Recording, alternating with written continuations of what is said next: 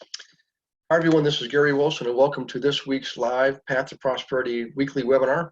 Welcome aboard to all the students, whether you're in the rental program, the rental profits without the pain, or whether you're in an investor agent training program, flipping for profits without the risk, turning rental problems into real estate profits, which is the property management program, and wholesaling so everybody wins, which is of course the wholesaling program.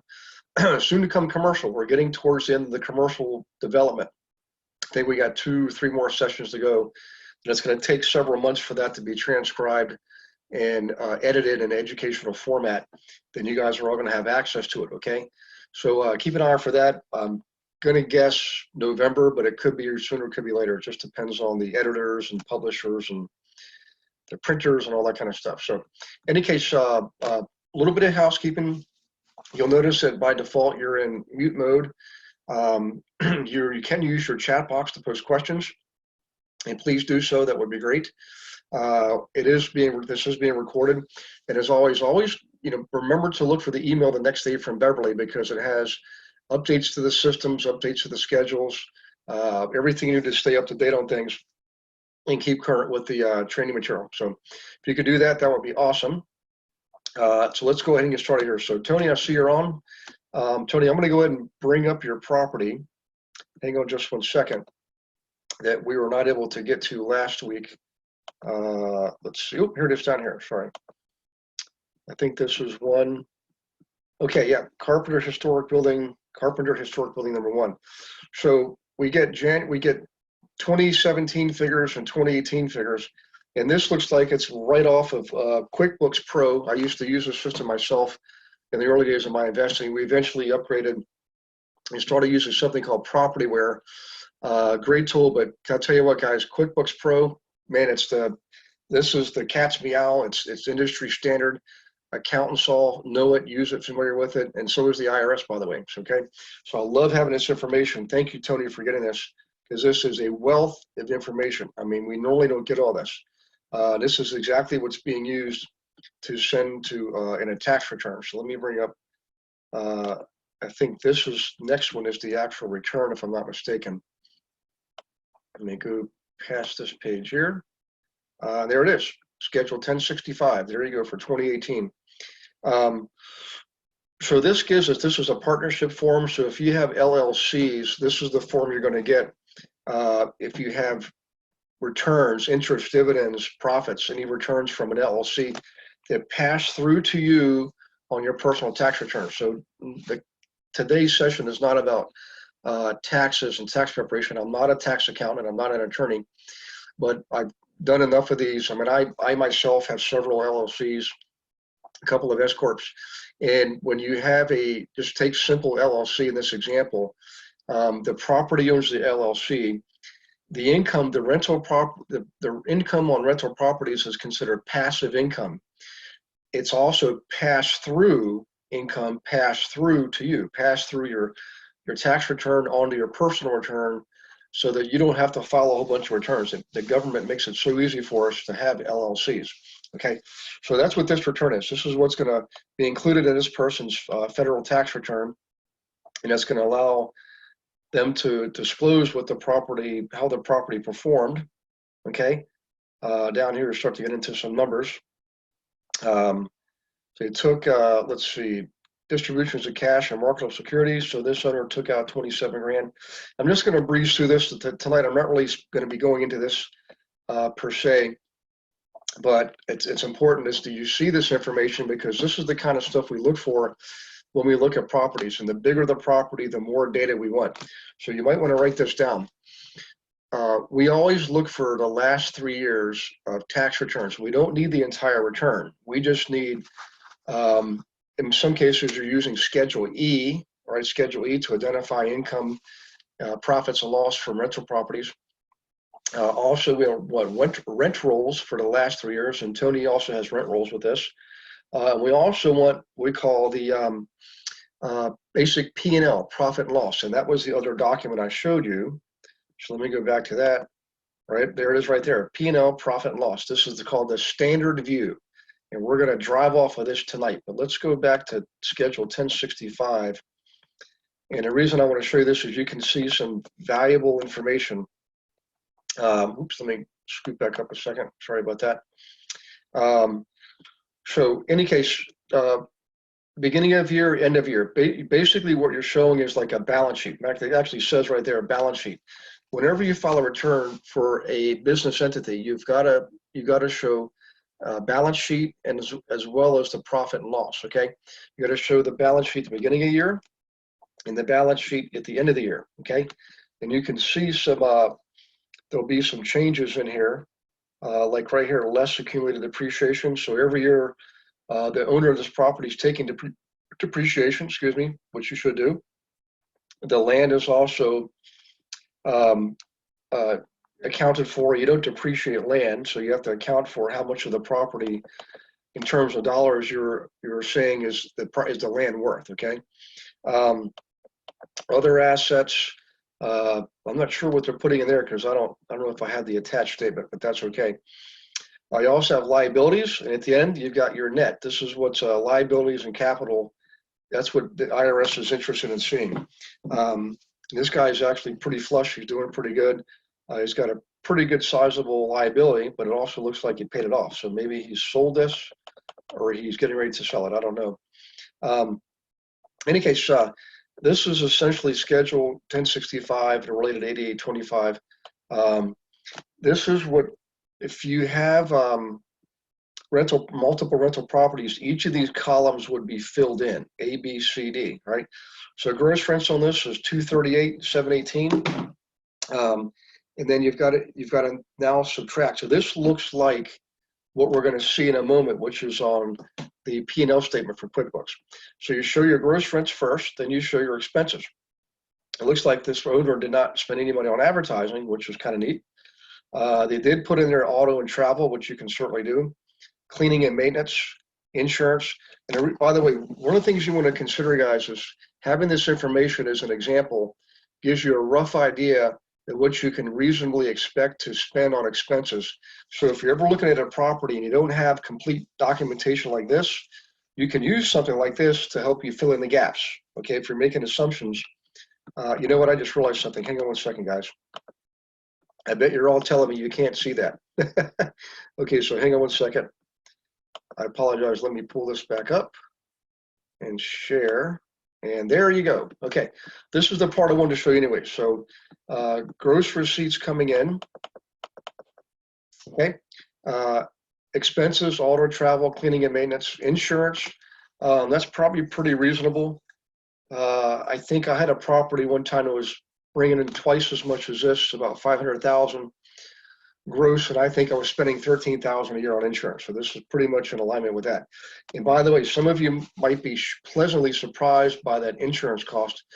I can tell you it definitely pays to shop around, and it also definitely pays to use an insurance broker who's familiar with investment properties, because they know what companies to go to get the best property, the best insurance on rental properties. And it's not going to be like State Farm. We never use State Farm. They're way overpriced. We do use Farmers. And there's some other companies who use CA, basically a commercial insurance company. In any case, back to this. Legal professional fees and dues. They probably paid, maybe this is the accountant's fee to do the return.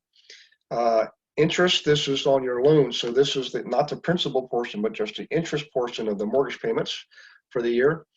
Repairs, taxes, utilities, depreciation. So this was a pretty big figure, and he's taken 43 grand. That tells me this property is valued at over $1 million, even without looking at anything else. I'm going to guess that's what that is. Then you've got snow removal, trash removal, security, something in C statement. We'll have to see if we have the statement. But guys, back to this. Look at snow removal. This is, I believe, a New Hampshire property. For those of you in like California or Florida, you don't have snow removal. But look at what that cost. We had one year where we spent literally $20,000 on one building on snow removal. I mean, we got dumped on a lot. We ended up the next year, we ended up just buying a truck. We bought our own truck, put a snow plow on it and a salt spreader. It cost about $27,000 total. But the thing paid for itself in a few short years. Plus, we got to depreciate that. So we got questions. So let me go back to the questions here real quick, guys. Oops, I thought I was going to go to questions. It's weird. It's not taking me. Let me go back here real quick, just 1 second. Okay, let's see. This is, I'm just looking to, here we go. Here's the chat box. Okay. All right, audio issues. Yeah, I'm not sure, Tony. I wonder if it's your computer. Everybody seems to be okay. Thank you, Shannon, for the reminder. It took me a few minutes to wake up to that. Okay, and then this is from Bob. Hey, Bob. Gary, you also need to look at previous 12 months bank statements to verify rent deposits. Yeah, so we also, Bob, what we do is on a larger building, we ask for what's called an Estoppel Letter.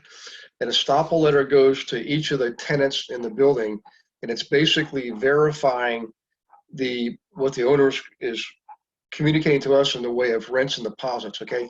And the tenant basically says, here's what I'm paying in rents, and here's what I paid in deposits, okay? So we do, and by the way, the tax return, when we have there's a lot more due diligence. In fact, I'll tell you what I'll do, guys, since we got off on the subject. How about if I'll send you a due diligence document that we use as like a template, and you can see everything that we asked for in due diligence. We'll have another webinar just on that whole subject there, but I'll send you that in advance. How about that? Shannon's asking, Gary, could you please explain how you knew the amount of the depreciation indicated a value of $1 million? Yes, good question, Shannon. So depreciation here is $43,867. We know based on the IRS rules for depreciation that it's about 3.5%, and I think it's technically 3.41% of the cost basis of the property. So if you spend $1 million on a property, you can write off $34,000 a year in depreciation. Well, this being 43, I'm guessing then the property is somewhere north of $1 million. Tony could probably tell us what the asking price is for the property. Let's see. I don't see anything from Tony yet on that. Any case, so back to this. You got total expenses. You subtract your expenses from your income. You got 41,000 net operating income. Okay. So total gross rents minus expenses, you bring that down. You bring that down there, of course, and that's what gives you the net 41,642. So I really don't need to show anything more here. And there's a lot more to this, but it really doesn't add much value to what we're doing. If you're ever interested, what I would do is this. You can go to your tax accountant and ask them, or actually you can go online, guys, and you can print all these forms off. Right here, let me just show you this one right here. I think it's 4562 if I'm not here. It's 4562, depreciation, amortization. So depreciation, Shannon, that's what you're writing off each year. It's just that, again, it's a phantom write-off. It's a paper write-off. And amortization is how the loan has been seasoned. Basically, the loan has an amortization period, just like any other mortgage, right? Even residential. And each year you're paying more of the principal down, so your payment is less interest and more principal over time. Okay. I just want to scan this to see if there's anything else that might be helpful for tonight's subject. And I'm not going to show the person's personal information because I don't think we have permission to do that. Well, K1, right? K1 is that's a K1 supplement. So I'm not sure. I just don't have enough on this to know exactly what he's conveying there. But in any case, I think we're safe to go ahead and go into the calculators, guys. We got plenty of good information. Thankfully, we got an actual return here, so that's really neat. Okay, so let's go back over here. And what I'm going to do is I'm going to bring up let me go to, this looks like it's changed a little bit. Members area, there we go. I'm going to first do the Excel spreadsheet. So I'm going to log into the server level membership site. And then when I get to that, I'll bring it up and I'll share it with you so you'll have it on your screen. And we're going to start plugging in some figures, okay? Okay, marketing, here's analysis forms, calculators, and spreadsheets. So this is on the resource section of your server level membership. site, okay? Okay, rental profit calculator right there. Let's click on that, which is an Excel spreadsheet, of course. And you might not be seeing it yet, guys. I'm going to bring it up here in a second, and then I'll share it, and then you'll definitely have it. So hang on just 1 second.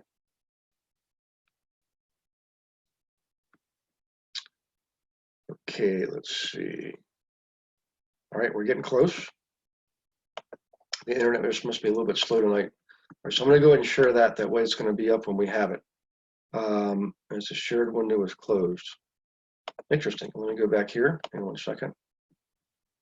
Excel spreadsheet. Let's bring that up.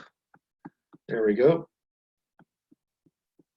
Okay, hang on just 1 second. I'll make sure this is shared. There we go. Okay, can you all see this Excel spreadsheet? If you can do me a favor, just give me a shout out in the chat box so I know that you can see the rental property calculator that I'm showing here. Okay, it looks like we're okay. Let me just double check, make sure. Here we go.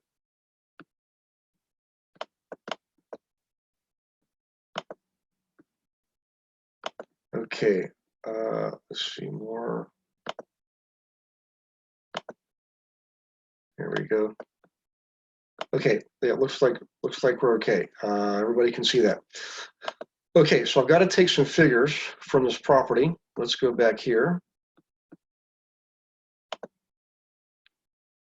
And now I've got to start back. Okay, here we go. All right, first things first, we got 238, 717, 18 in gross receipts. Let's plug that in, 238, 717, 18. So what I'm going to do, Tony, is this. I'm going to assume one type of unit, okay? So instead of trying to break this down by size of unit, I'm just going to assume everything is a 1-bedroom unit with 1 bathroom. And we're going to make that rent $20,000 roughly. And that should be pretty darn close to the 238. So we're going to keep, I'm just doing this for a demonstration, so I'm going to keep this rent at $240,000 for the year coming in. Now, Tony, if you could do me a favor, type in what is the list price or the asking price, if you're aware of it, for this property. Okay, and we're going to plug that in over here. Okay, so let's see what the magic number is.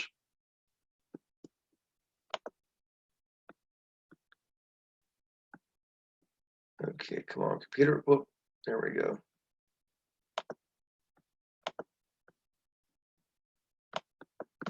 Well, this thing is really fickle tonight.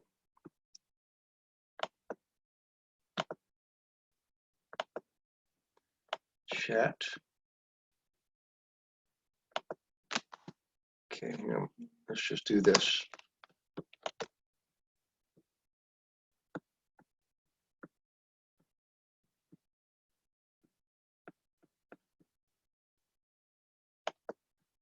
I don't know why that's doing that. It's not showing me the chat box. Oops. Okay, let's try this.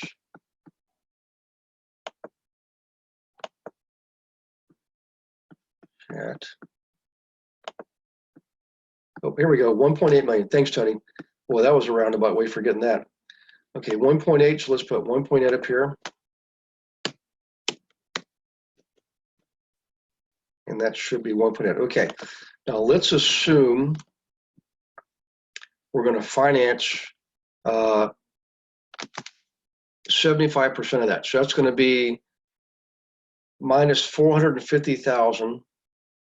So we're going to finance then 135. Okay, 1,350,000. That's a transfer up here. Now I'm going to assume a few things here, Tony. I'm going to assume 12 payments a year, interest rate 5%, amortization 20 years, loan period 20 years. It's my favorite loan of all time. We've done studies on this. It turns out the future value of borrowed funds and the current value of future. When we do all the calculations on borrowed money, it turns out the optimum rate in turn is 20 years. Go figure. And I know mathematically, in simple mathematical terms, the shorter the term, 15 years, the less you're going to pay in interest. But remember, you have to account for the lost opportunity cost for those funds, and you got to calculate the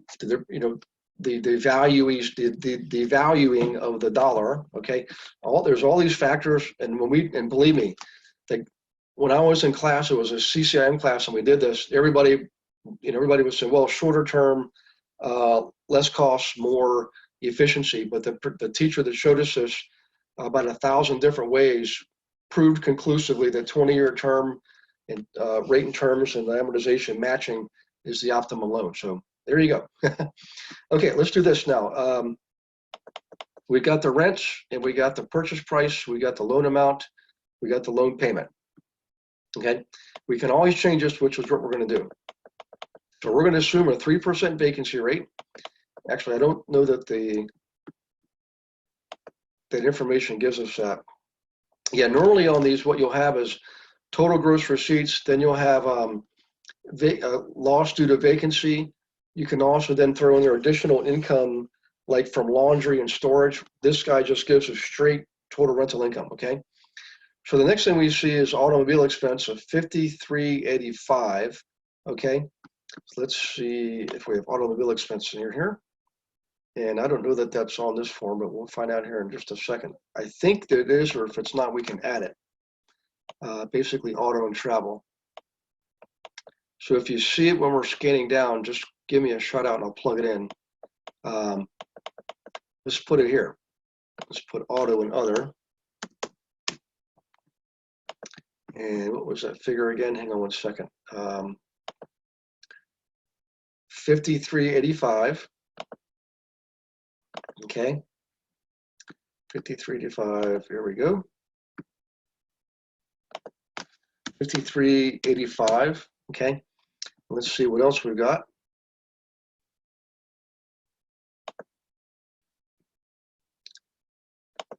Oh, there.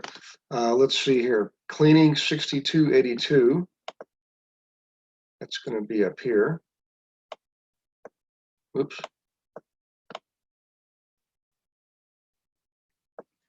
Okay, property insurance, payroll, repairs and maintenance, labor, county legal licenses, advertising, contract services, trash. Let's put that in here. I think it was 62.82. We'll put that in. Actually, let's do this. We're going to scroll up here. We're going to put that in insurance, repairs and maintenance. We want to leave that open. Accounting, legal, advertising. I'm going to just put it back down here. We'll put it in landscaping. 62.82. Okay. Sorry for the delay there, guys. I just wanted to leave fields open as we need them. Dues and subscriptions, that's legal fees. Insurance, $65.73. Insurance, $65.73. That's going to be up here.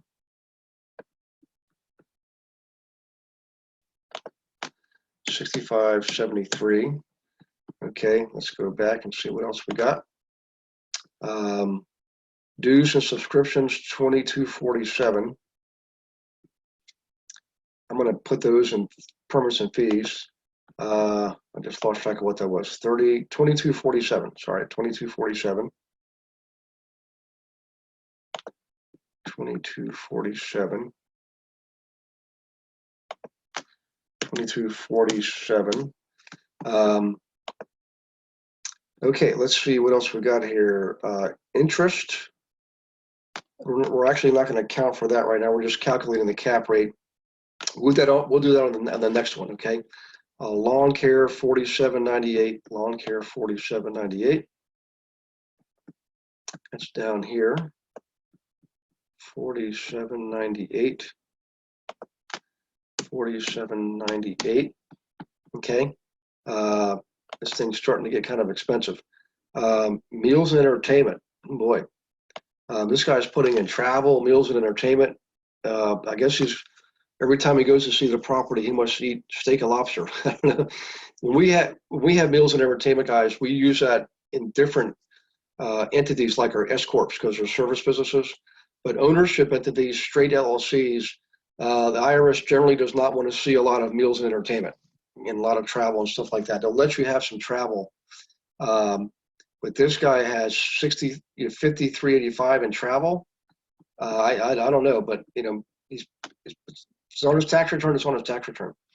Okay, meals and entertainment. I'm not sure we're going to put that. Let's see what else we got. Property taxes. We definitely need that. 27,428. 27,428 for taxes. Property 7. 27,428. There it is. 27,428. Okay. Let's go back and see what else we've got. We're getting closer, guys, so hang on to your seats.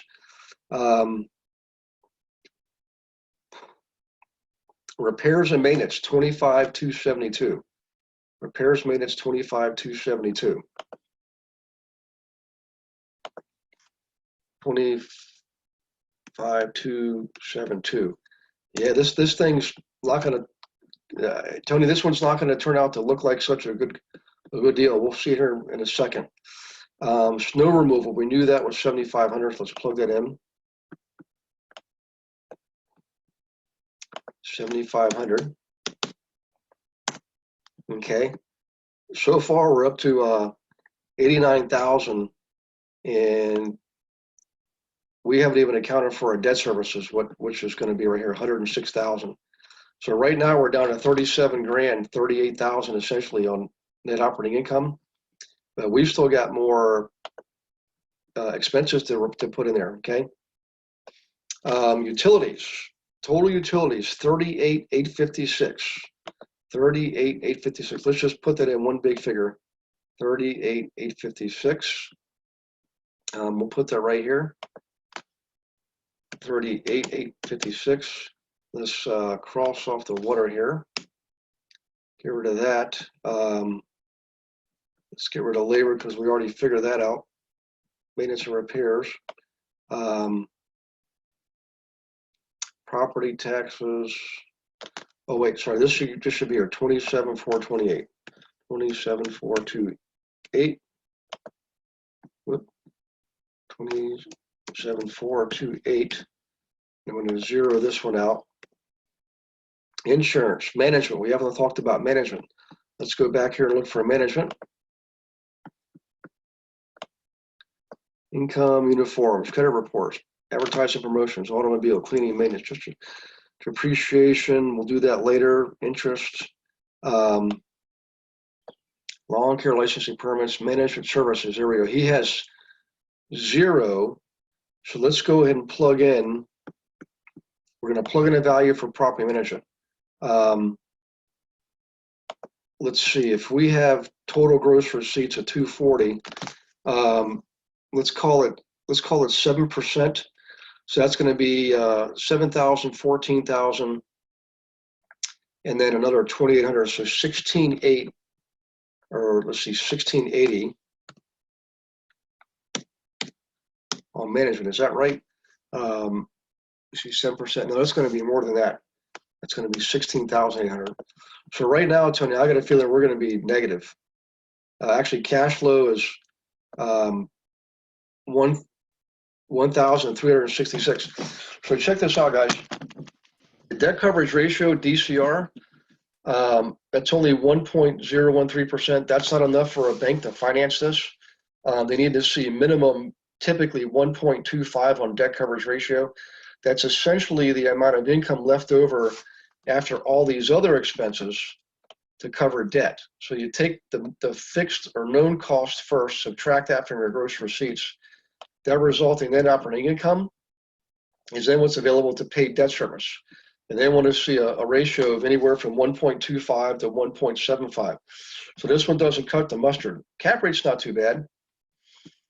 But in any case, I think we accounted for many of the figures, and there's still some figures we didn't account for in this guy's QuickBooks Pro report. let's see if there's anything substantial we'd really know. With travel, we didn't put that in there. Professional fees, that's $2,365 and $1,200.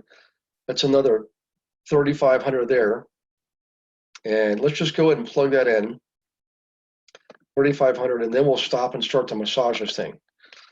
So $3,500, we'll put that in accounting and legal, okay?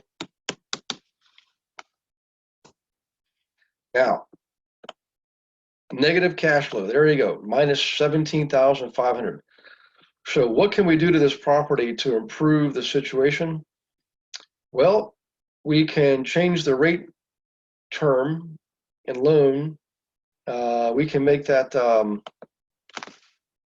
30 years, which I don't recommend, but that'll help a little bit.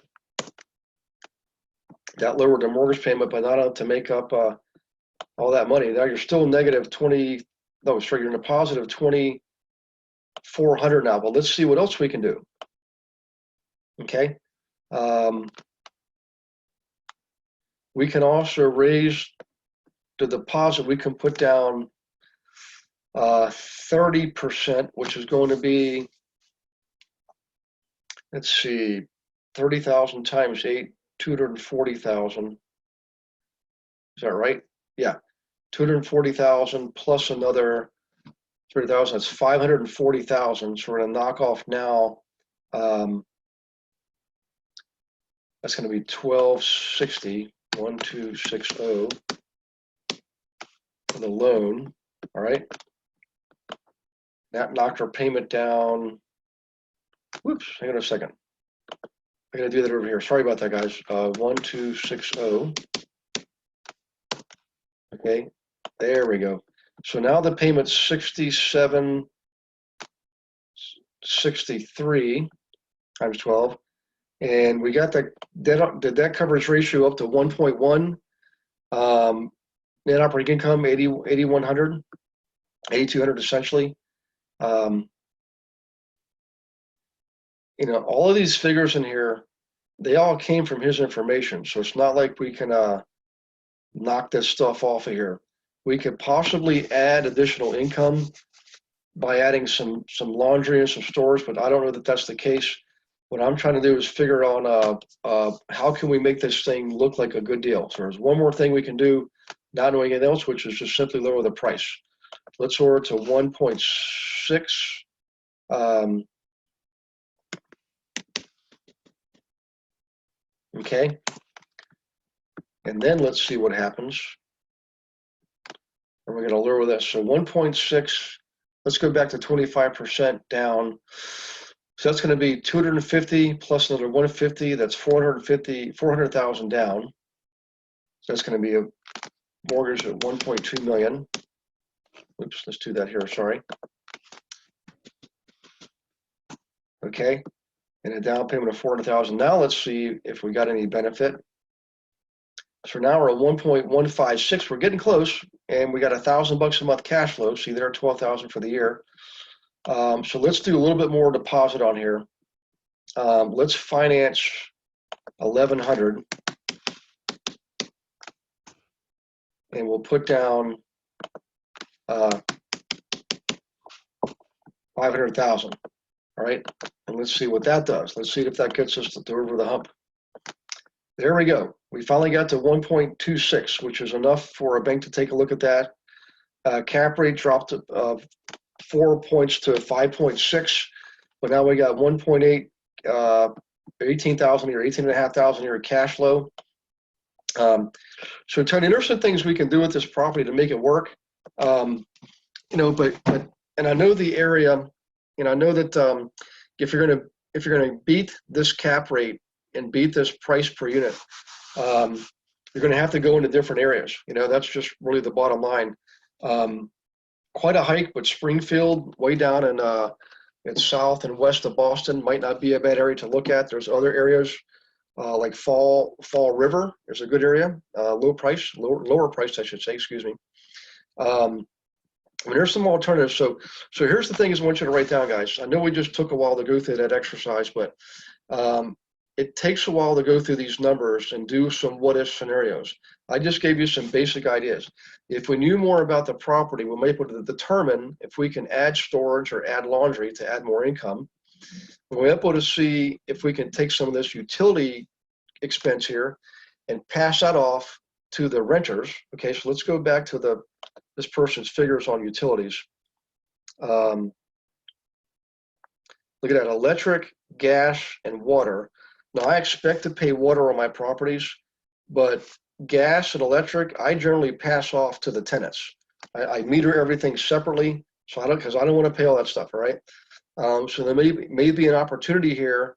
I don't know the building, but if they could, you know, 23,000, even that was common area lighting, that would be pretty expensive. Okay. I got a feeling there's something here we can pass off to the tenants. Gas, same thing. You know, pass off the charge for gas to the tenants by metering them separately. All right. So you might be able to come up with anywhere from 11,000 to 23,000 to 34,000 in additional savings on expenses. So let's just go back here and see what that does. This will definitely change things. So right now, if I was to knock it off and call it 4,856, all right, now that's going to mean I've got some capital expenditures. I've got to spend money to make that happen. But look at the debt coverage ratio. It goes to 1.7. That bank will definitely look at this property then. And look at the cash flow, 52,000. It's $1,000 a week. I mean, heck, I would do that. And you'll see your if you did a cash out sale, what you would sell it for with a 10% cap rate, 1.233 million. You cash out 133,000.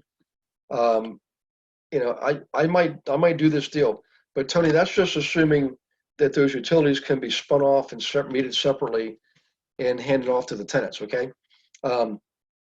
Anyways, what I want to do now, guys, is I want to go to another calculator, and we've got about 10 to 15 minutes to go, about 15 minutes to go here. So let me bring that one up. Hang on one second. So I'm going to go back to My Investor Services, go to the members area, and I'm going to click on this online real-time calculator, all right, called Rental Property Reporter. And the one thing about this is when you get here, you obviously you've got this nice graphic. And we don't need to talk to that fellow right now. So let's, whoops, excuse me, hang on one second. Click them off. What I want to do is just go in here and show you these figures, some of these variables, when we were unable to change, they plug in the variables for us.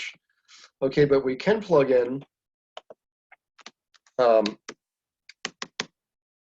the price of the property, all right? Actually, I'm sorry, we said we're going to make that 1.6 million. Start over here, 1.6.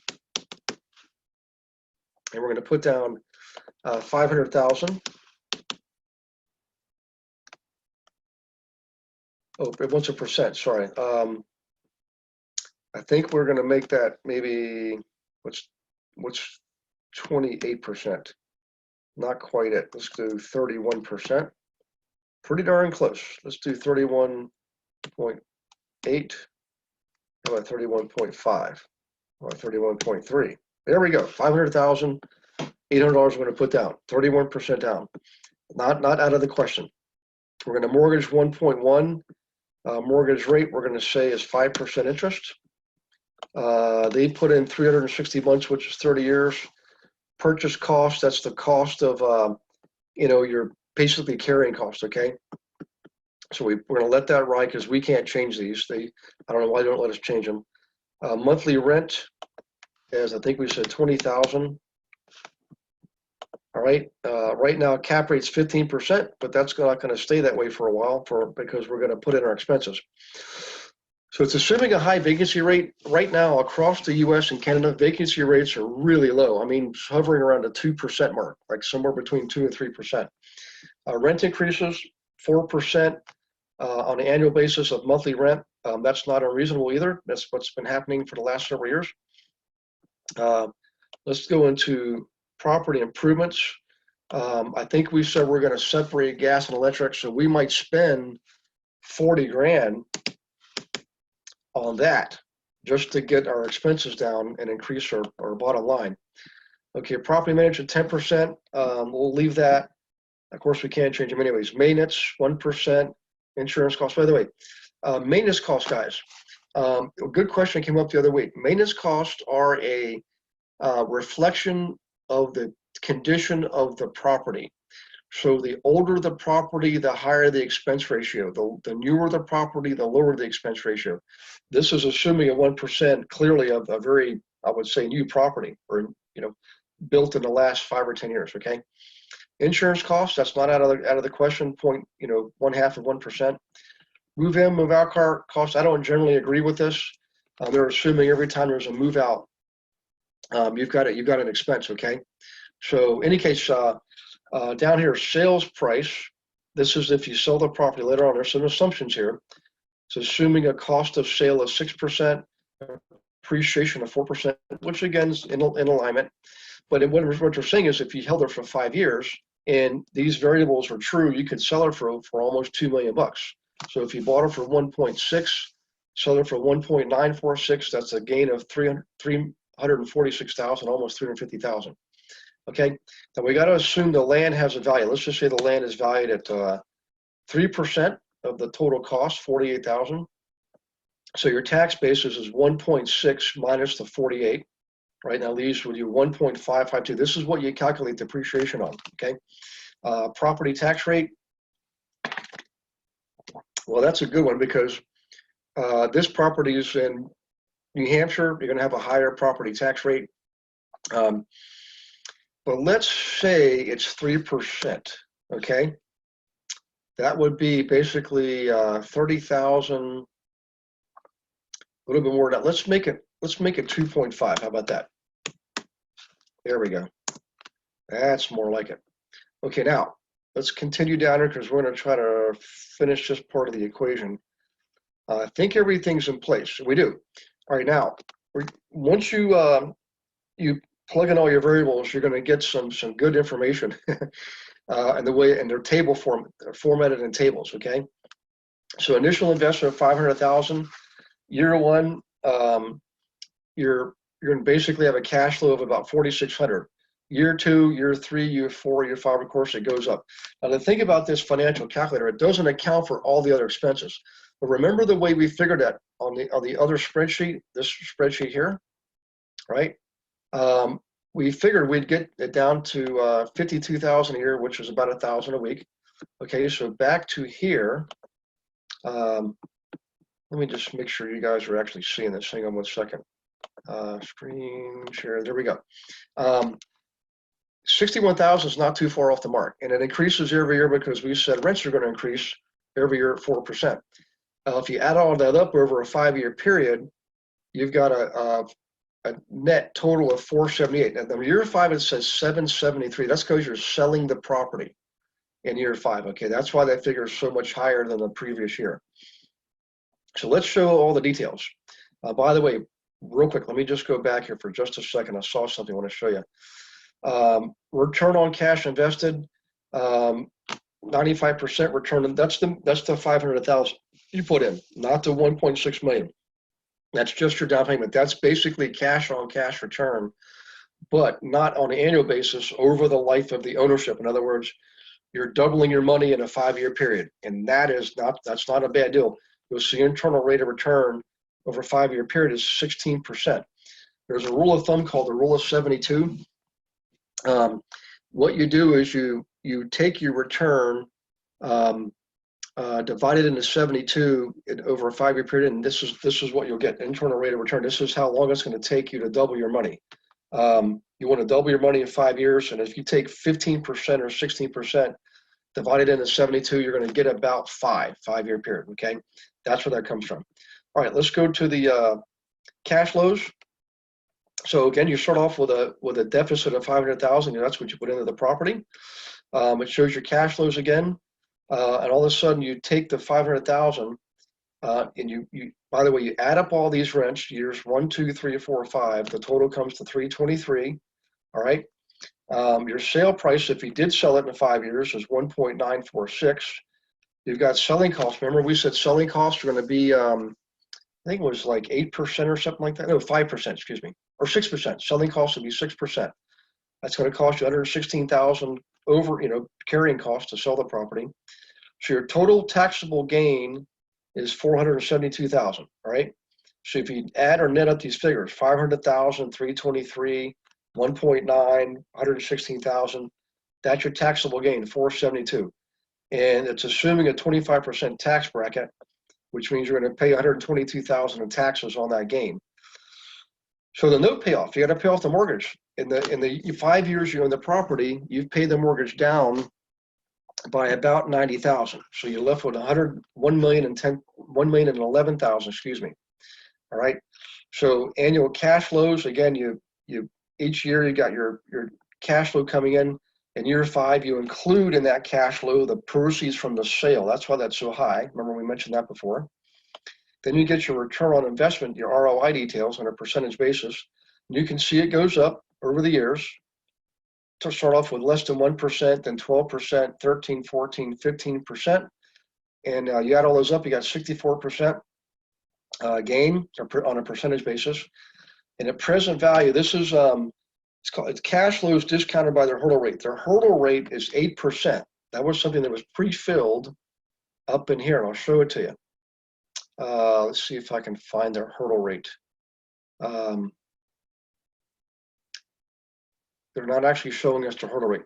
Okay, hurdle rate it's an arbitrary figure, but it should be somewhat accurate or genuine, authentic. And what it is, let's say an alternative investment like the stock market is going to reasonably return 8%. Well, that's where you're saying is your hurdle rate. You're comparing this investment to other investments that are returning reasonably 8%, and that's your hurdle rate. Okay. So in any case, walk-away price, you wouldn't sell this thing for any less than 1.775 to break even, but you're not going to do that. You're going to sell it for 1.946. Okay. Again, you got 6% selling cost. Your cash proceeds at the closing table of $1,829,000. You've got a depreciated basis of $1,357,000, and what that is you've got your the cost basis of the property was 1.6, I think we said, and we've depreciated it over 5 years, and that depreciation took the depreciated basis down to 1.357. Okay. Any case, you got to recapture your depreciation. It's not free money, it's just borrowed money. You just basically got temporary use of those funds you claimed for depreciation over those 5 years. Well, it ends up being about $70,000. Okay. And you got also, of course, a capital gains tax of $51,000, and you got to pay off your note at $1,011,000. So the cash from the sales is now only $700,000. When I say only, that's actually not too bad. We got other tables to look at, so let's do that real quick. This thing always brings us back here. So what this is these are basically the financial projections. Okay, actually it says it right there, financial projection details. So you first got your rental income gross for the year, increases every year by 4%, of course. That's your total gross receipts over the 5 years, 1.195 million. You got interest on your loan, total of 266,000 over the 5 years. You paid 208,000 in taxes on those rents. Okay. You've also got insurance costs, and you add all that up each year. All 5 years added up equals 41,000. Turnover costs, that's the cost to your move out. Remember we said that was 1920. So it's assuming based on your vacancy rate, you're going to spend almost $10,000 getting units ready for rent. Okay. Maintenance costs, we said were 1% over the years. You'll add up that ends up being 16,000, by the way. So it ends up being 80,000 over the years, maintenance cost. You got your buying costs, professional management. Remember we said management was in there at 10%. That's 120,000 almost for the 5 years. Total expense 741. So again, your net income over the 5 years was 454. You do have depreciation you took over the years. You add up all the depreciation, it was 282,000. You got a taxable income of 171. Your tax, you're paying 42,000 in taxes. You reduce your principal by 87,000, almost 90,000. the end of the day, you got cash flow in your pocket, $323,000. Okay, not too shabby. So Tony, I don't know if you can get this property for 1.6, and I don't know if the owner can put down 30%, but it seems to me like that might be the way to go to make this property work. In any case, here's your initial investment. You have your appreciation of 4% per year. All right. You've got appreciation net of taxes. You got to deduct taxes from that. That's your net cash flow, 78,000. Your net worth increased by 141,000, and so your return on investment, essentially at the end of 5 years, you put 500,000 in. 141,000 divided by that is 28%. Okay, on the last year, it goes up each year. 12%, 23%, 25, 26, and 28. Not too shabby. And this last one is easy. These are just the balance details on the mortgage. So let's go look at that real quick. So there's your initial loan, 1.1. At the end of 5 years, you knocked it down again by almost 90,000 to 1,011,000. You paid 51,000. In interest, you paid 54,000, 54 again, 53, 52, 51. That's each year. You had principal reduction each year. It went up over the 5 years, of course. And those are your mortgage payments. That's really all that is.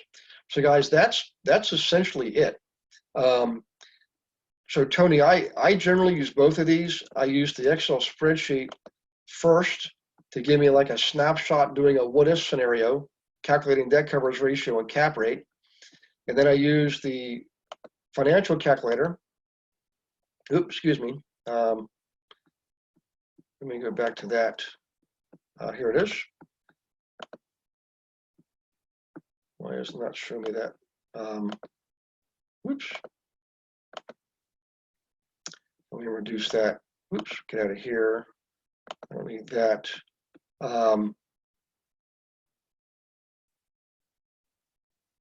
Where is my, oh, here we go. There it is. And I use this calculator to basically give me a projection, a financial projection if I own it for 5 years. There's other things I do, Tony, but I really need more due diligence on the property to do that. But I hope, guys, this helps you out a lot. I love doing these calculators on the properties that you bring us because it gives you some ideas to take back to your owners, but also gets you in a frame of mind of doing what if scenarios, okay? You can't go wrong with asking questions. That's the bottom line. So always ask more questions. You know, your brain is only going to stretch as far as the questions you ask it. So in any case, that is tonight's webinar, tonight's lesson. I appreciate you guys being on board. I will see you next week, by the way, which is going to be on the 13th. So that's next Tuesday, exactly a week from today. I'll be in Leominster, Massachusetts, showing you that one. So you guys take care of yourselves, and God bless you and your families, and we will see you next week. Okay, take care. Bye-bye.